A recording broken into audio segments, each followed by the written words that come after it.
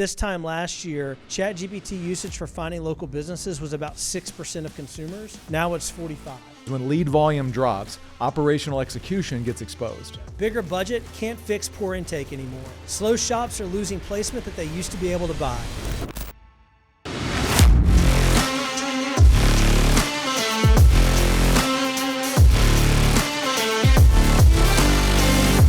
Hey everybody, welcome to Book Solid. Google has been busy lately, maybe busier than they've ever been in their entire history. And whenever Google is that busy, it has an impact on you. We'll break it down. Google's also rolling out journey-aware ads. And while that may not impact you yet, there are things you need to do right now to stay ahead. Plus, Google rewrote the rules on local service ads, and a bigger budget can't fix poor intake anymore. Slow shops are losing placement that they used to be able to buy. Let's get into it. Google has been busy this year, seemingly more busy than I think it seems like they are in the first half of many years. So we had Google Marketing Live earlier this year. Recently, we had the Google I/O conference in May. There's been 2 big Google core updates this year already.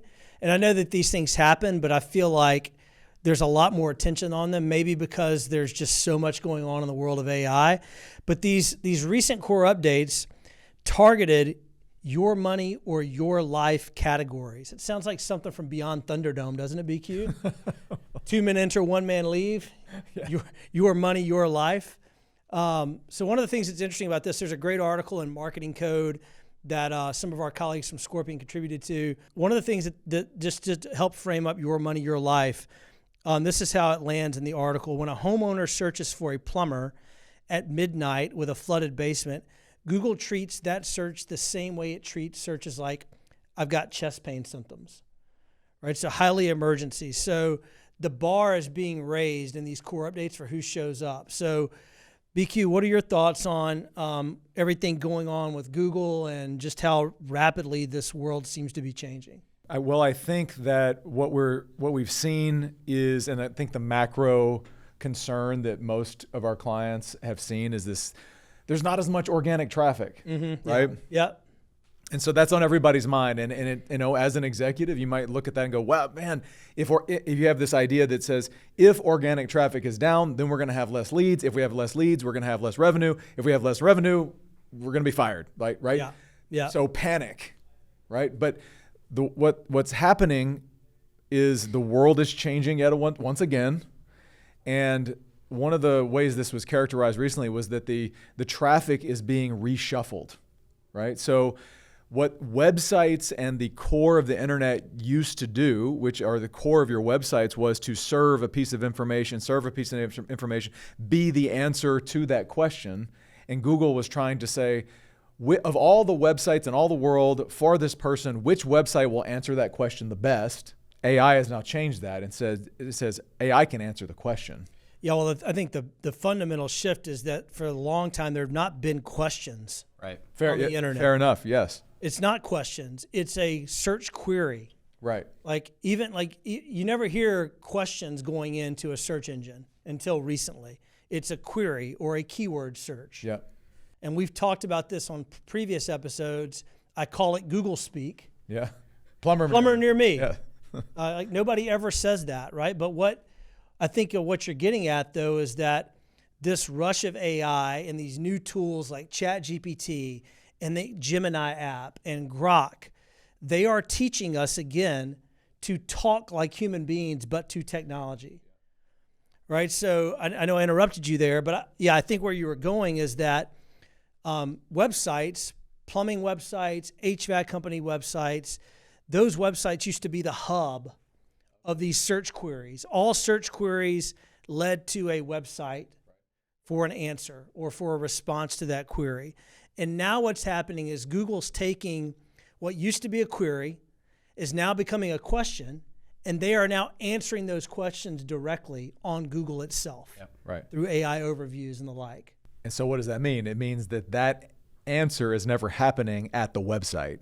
It's happening above that in the funnel, and then it's saying rather than who can answer this question, what Google is doing is which one can we trust to most likely deliver a high quality experience and answer and solution to this question. Yes. Yes. And so what we've seen in the data is that, yes, organic at large, organic traffic has continued to drop. But what's very interesting is that the organic leads that come through, higher value. Yeah. Yeah. By a significant margin.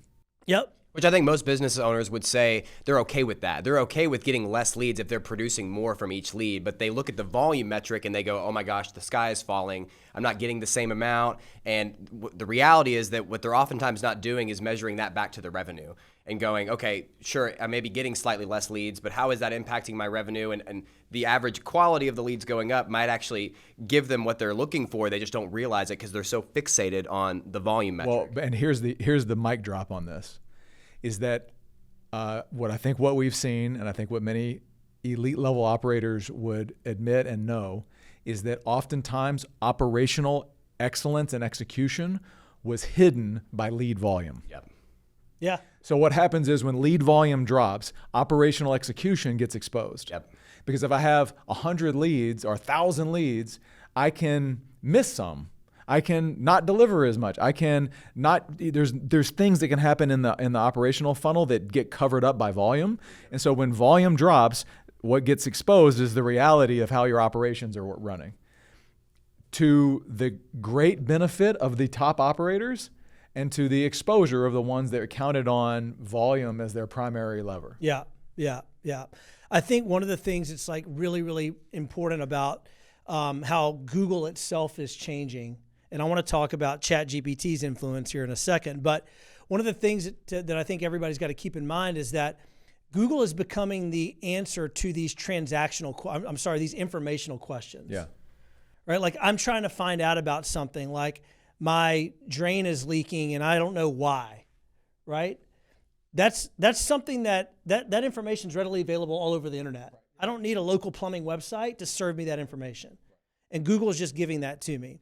I think where the reason that the lead volume is getting better with this change the lead quality is getting better with this change in maybe lead volume is because what Google is serving to businesses today are transactional queries. I need a plumber right now. Who's the best in my area? Right? That is a clear signal to Google, like, help me find right now businesses that can help me right now. And I think that the businesses that are doing the right things, they got a great business, they produce great content that's relevant, that's unique about their business, and then they serve their customers well, therefore they get good reviews, they are being rewarded with better placement on these transactional questions that are taking place. So the other big thing to keep in mind here is like we're seeing more and more inquiries from ChatGPT. Right? And I think, there's a stat, and it's in the Marketing Code article, that this time last year, ChatGPT usage for finding local businesses was about 6% of consumers. Now it's 45%. Right? For 45% of consumers are now using ChatGPT. And I think the question would be why, right? Why is that? Yeah. Because of the incredible value that using an AI language model, something you can have a conversation with, provides, right? And we know this in the way you use it in work, or the way you use it in solving your own problems. You kind of go, hey, I've been using this thing at work, or I helped my daughter with some research on a homework. Why couldn't I throw who's the best plumber in there? Will you make the decision for me? Right? Yeah, well, I think these systems have also sort of conditioned us and educated us as consumers on how to ask the right question. Because you ask a general keyword, hey, I need a plumber. Well, if you do that in ChatGPT, what they're going to do is challenge you and go, well, there are different plumbers for different problems. Let's see. If for these problems, here are the plumbers that we would recommend. For these problems, I would recommend these plumbers. And so then you have to ask yourself, okay, well, what problem am I experiencing? Let's get specific with that question. Yeah. And then let's hone in even further with who I really need in the moment. And I think that that's part of the shift. They're teaching us, these systems are now teaching us to think differently as consumers. Well, and haven't we seen Google respond, right? AI search button is right there next to the query. And I don't know about you guys, but I've found myself, and Google knew they had to change. And I think they started a little bit back-footed, on AI. They had, obviously ChatGPT jumped out there kind of ahead of them, and there's been a move, but they've corrected and they've said, look, somewhere in the ecosystem of Google, they said we can tell that the genie is out of the bottle, for lack of a better term, in the way people are going to interact with technology. The old look at a page of links thing is going to feel tiresome to somebody that's used to just getting the answer. And I don't know if you guys, I literally tried it this morning. I was like, let's just try both directions. Plumber for my zip code that has a leaky faucet upstairs, and I put it in both. And sure enough, I got a list of map listings and LSAs and some sponsored ads and all this different stuff. And I just look at the screen, and I would encourage everybody to do that. Like, look at the search surface that is now there for just old school search, if that's a thing. Yeah. And then go AI search, and boom, there's 3. And it's like, I just trust it. It's fine. So it feels like heavy to try to look at all that different information whenever, I know this thing has provided consistent, reliable answers in the past. Why wouldn't I trust it? Yeah. Until it proves me different. And it provides human-like context for you, right? Yeah. Hey, you're experiencing this problem. This is the best option for you, and here's the reason why. It's done the work for you, and because it's already known to do trustworthy answers, you just go with it, exactly, as a consumer. Yeah. Yeah. I think the question that this all begs to the operators, right, is that if all these things are changing, right, and Google search as we know it is kind of slowly becoming something else. It's migrating to other platforms. Even Google's changing their interface, and they're using AI now. How do I adapt? Right? What do I do differently? Right? And the answer is, honestly, just be a great business. That's it. And think about yourself through the lens of, how do I communicate I'm a great business? Right? So how do you do that? Okay, well, first of all, you just be a great business. So when you do get customers, right, make sure you provide a great experience. By how? Yeah. Answering the phone, maybe? Answering the phone, yeah. I mean, Crazy 30% concept. of these businesses don't answer the phone. That's a fact, right? Maybe it's 25, but it's somewhere in the 25, 30% range, right? So answer the phone, deliver a great service, ask your customer to talk about that online. How do they do that? They leave you a review, right? And then as you think about yourself and your digital presence, by the way, websites are not dead. Anybody that's telling you that is lying to you, right? So how do you take what used to be like an informational hub, though, and make it more valuable about your business and why you're unique and why you can solve the unique problems better than maybe someone else down the street? That should be how you think about your digital presence. And doing those things are going to ensure that you're probably going to have a better opportunity to be the answer when someone asks these questions. You got anything to add to that? So what I would add to that is first and foremost, you have to have really strong operations. I agree with that. What it takes now to get people to talk about their experience with you is changing. And so there's some things that we'll talk about in later episodes on how to be proactive there. The other side of it, though, is how are we sharing that story, we as the contractors, around the challenges that they're having and how we're actually solving them. We've done some shorts around like DIY content that business owners are willingly putting out there and creating commentary on. Yeah. We've got videos around the services that they offer and the specific symptoms that people are experiencing in the homes. That type of content needs to be distributed, and it needs to be leveraged as an asset whenever you're trying to figure out what it takes to get into ChatGPT and Grok and Gemini and all these other systems. Strong video content with intentionality behind the content, not just content for content's sake, but strong intentionality, answering questions inside that content is the other thing that they need to take into consideration. I think it's also taking, it's almost becoming a content creator in the sense of like a journalist. Yeah. Like you're almost like, it's really about becoming like your own brand journalist. What is the unique things that you know about your market? And again, it's harder if you're broad. Yep. The more niche you are and the more expertise you have in a thing, in a place, in a city, in a trade, as you go down those, the more unique things that you can talk about and publish, that's what's valuable. That's what Google can't answer at large just by scraping the world's knowledge. It may not know what's the nature of pipes in Kessler Park, but you do. Right. Right. Right. And one of the really fascinating things that our team has been innovating on is the way we are able to take the context of first-party data, customer data, revenue data, review data, like all of this type of information, and start to turn it into unique, valuable It's a content strategy. It is an elevated content strategy. That's what elevated. Yeah, getting out of the minutia of being the 10,031st plumber to write about how do you fix your leaky toilet. Yeah. Right? Because there's plenty of content on there. And by the way, you're not going to write anything more unique about it than the other guy. Right? But to your point, you do, if you're a plumber in our neighborhood in Kessler Park in Dallas, like you probably have a pretty good sense. These are older homes, like built in an area of Dallas where there's a lot of hills and a lot of trees, which is not very normal for Dallas. Yep. And there's probably a lot that you can offer that is unique about the problems that homeowners may face in that neighborhood. Which is that you've got these trees and you have old pipes from 150 years ago, and those trees go into those pipes and create chaos. Don't ask how I know. Yeah. Ideally, maybe some pictures of your trucks in that neighborhood surrounded by those trees, because that type of imagery ties into the content and Google can see the connection there. All of these things need to work harmoniously together. Yeah, that's right. That's right. Well, look, let's move on and talk a little bit about how these changes in AI and innovations are actually impacting advertising. One of the things that Google's been talking a lot about recently is this thing called journey-based bidding. Yeah.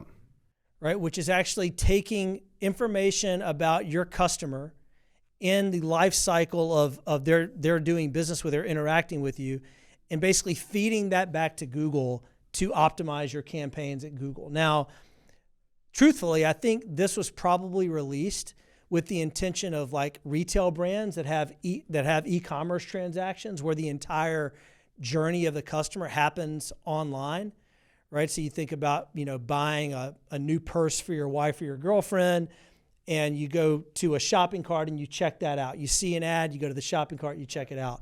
Not super relevant for plumbing and HVAC businesses, but very relevant. Very relevant for things like generators, for things like I want to redo my lighting. Right. Things like I want to buy a new HVAC system. I want to buy a new HVAC system. Like those are, I've been thinking about it. It's that ability to tie into that, which has existed in e-commerce and retail and all of this for years. Yeah. Because Amazon knows. Yeah, right? eBay knows. You pick your platform, they all know where you are in your journey. Yeah. That's how they know how they hit you exactly at the right time. Basically, they're bringing that to a wider distribution. And then the application is in the home services world. There is the I need it now. But there is a universe of consideration, especially around the higher dollar things, right? Yeah, look, I've got 3 HVAC systems in my house, right? They were replaced somewhere in this 8 or 9 years ago. Like in the next few years, I'm going to have to buy a new one. I know it. I'm laughing right now because you will be targeted as soon as this. Yeah, your phone's listening. If there are any smart HVAC dealers in Dallas, then hopefully, yes, I will be. I'll put myself on I've got the same thing. I've got 2 HVAC units. One is new and one is, I look at it, I'm a little bit scared. And I'm hoping it'll make through a hot Texas summer. But like I said, it'd be very interesting to see how quickly we are targeted. Yeah, for sure. In Dallas. I won't give the zip code, but close. You probably get us with the same radius. Look, I think the big fundamental thing here is that contractors, and we've talked about this in the past, but contractors they've had to live in this world where they quantify and qualify the execution of their digital marketing through this weird cost per lead metric, right? Like that's as far as they can kind of attribute in historically when they make an investment online. Well, how many leads did I get? And based on my investment, how much did I pay for each lead?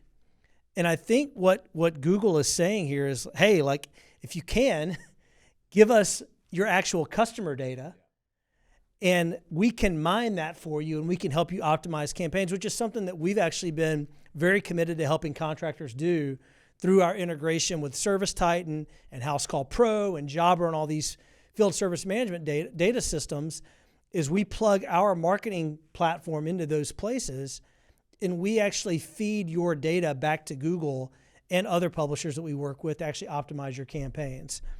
So Woody, I know that you talk to contractors a lot about this. Are you seeing their mindset shift at all?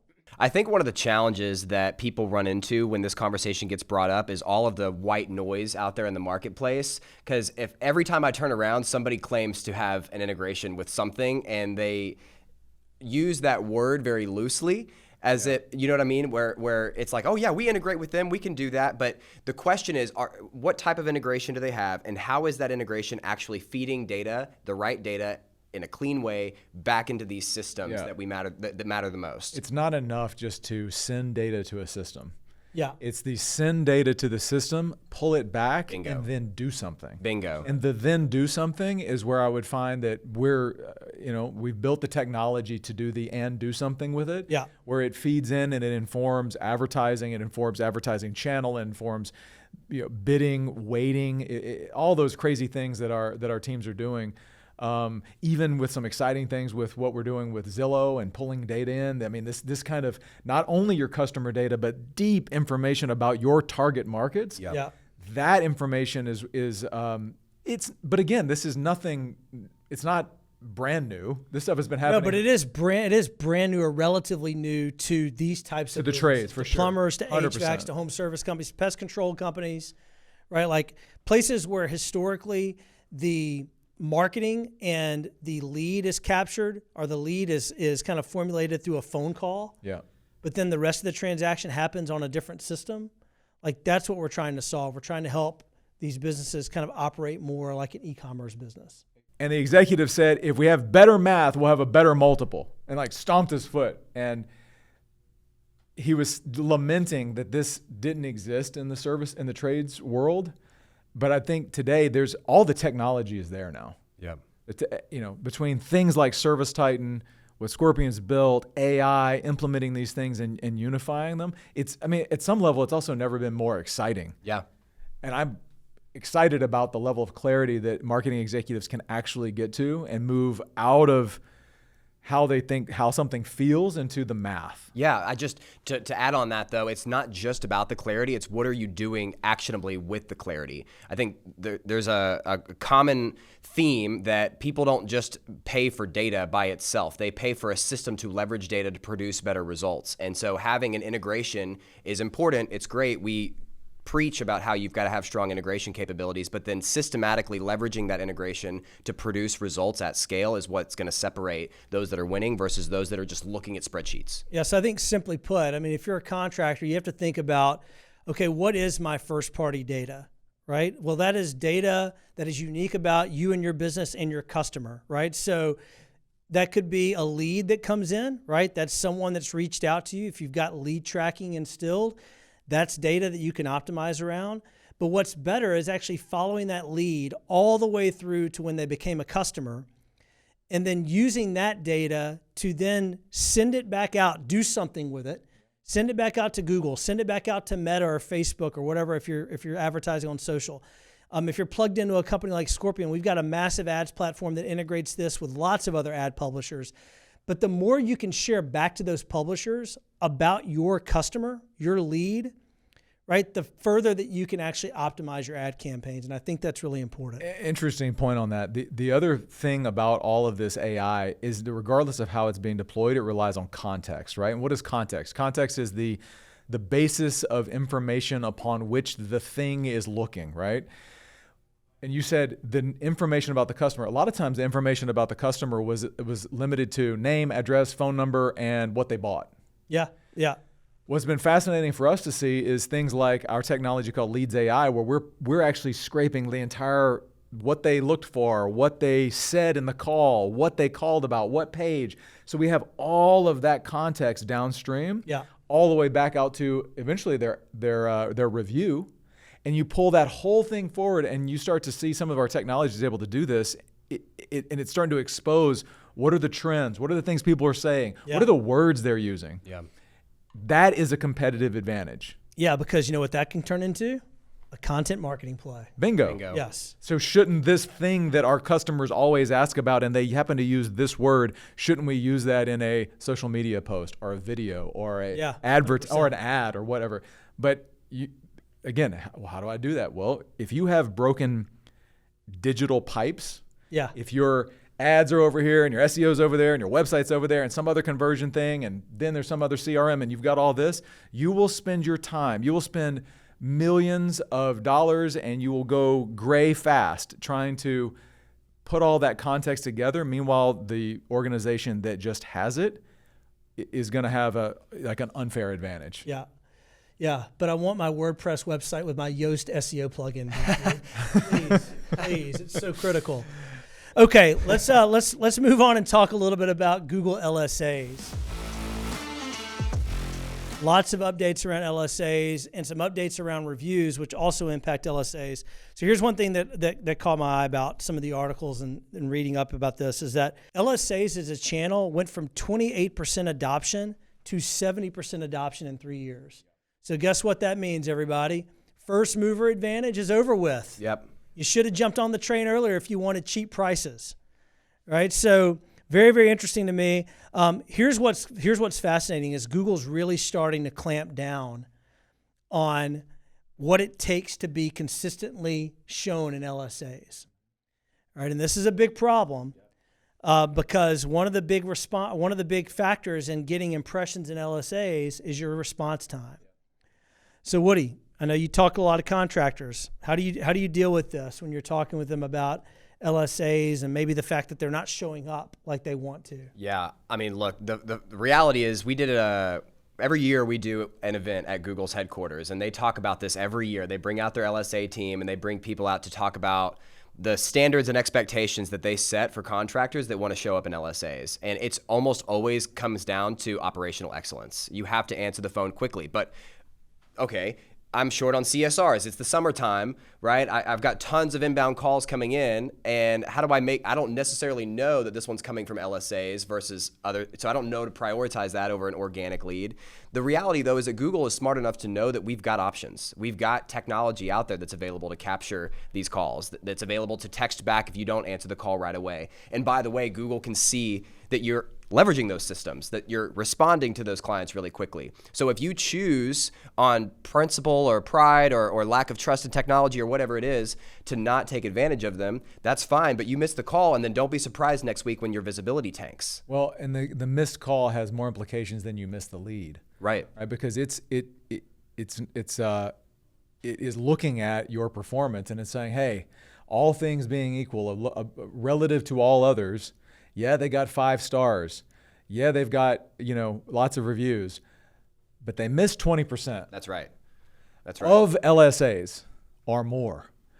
Well, sorry guys, and you're going to be de-emphasized relative to somebody that maybe has less reviews but answers 100%. That's right. Yeah. And so it's very interesting because I think at some level there are going to be organizations that maybe have felt like, man, how can I get to the top? And if it's called raise your standards and compete. Yeah. And it isn't a question of only those with the biggest budgets are going to get everything, because Google is saying, look, it isn't necessarily about budget, because if I just give all the leads to whoever spends the most and it's a bad experience, that's like I'm not serving my customers, Google being. So I think it's, it really just means that the playing field is more elite. You got to be able to answer quicker, be faster. I think one of the things that came out of the recent Google marketing event that they also talked about this idea of book now action layers, right? So that's where things like Service Titan and being able to book it immediately and tying that into the LSA, all of having that infrastructure is going to also be is going to give folks an advantage too. The more frictionless you can make it, you're going to have an advantage. I think just putting some actual hard data around how important response times are is businesses that, and there's we'll throw this link in the show notes, but businesses that actually answer the phone within 60 seconds from an LSA lead get consistently shown up in impressions, right? Their ads are visible in LSA. When that moves to like 90 plus seconds, they lose 30 to 50% of visibility in LSAs. Right, so actually that response is really, really, really critical. And look, I think obviously Google encourages enabling messaging leads. That increases your ability to be shown. If you've got Service Titan Marketing Pro, or you use a scheduling system that we build, and you have that activated on LSA, that's another opportunity, another touch point for them to seamlessly book. But let's just be real. Today, the majority of leads to most home services businesses still come through a phone call, right? So you got to answer the phone. Very, very critical. Lots happening around reviews too, right? Google merged kind of the LSA reviews with your Google business profile reviews. They've tightened the criteria around reviews.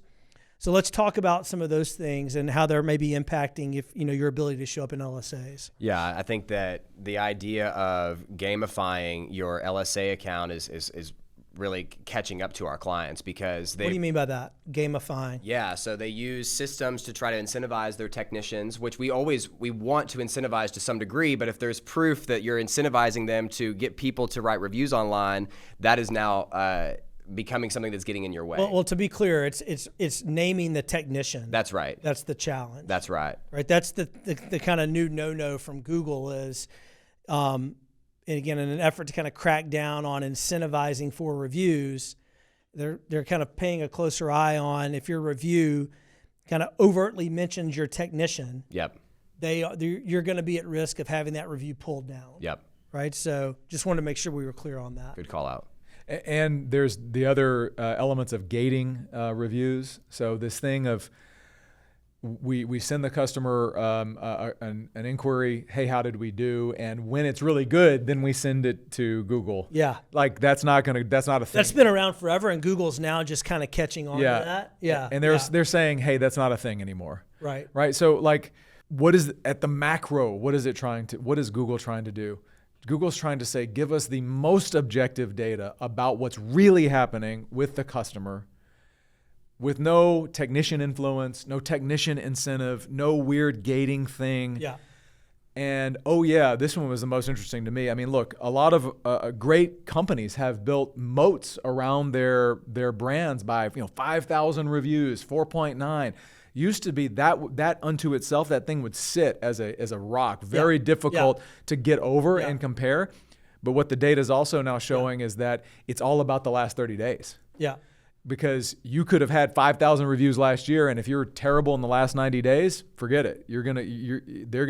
A smaller organization with fewer reviews, but more consistent recently, that are also passing through all these gates. That's right. Has an opportunity. Yeah. So Google is not saying who's been great forever. It's saying who's great right now. Yeah. That's who I'm going to give a. It's what Tara Lockwood always tells me. It's not about what you've done for me. It's what have you done for me lately. Done today. Amen.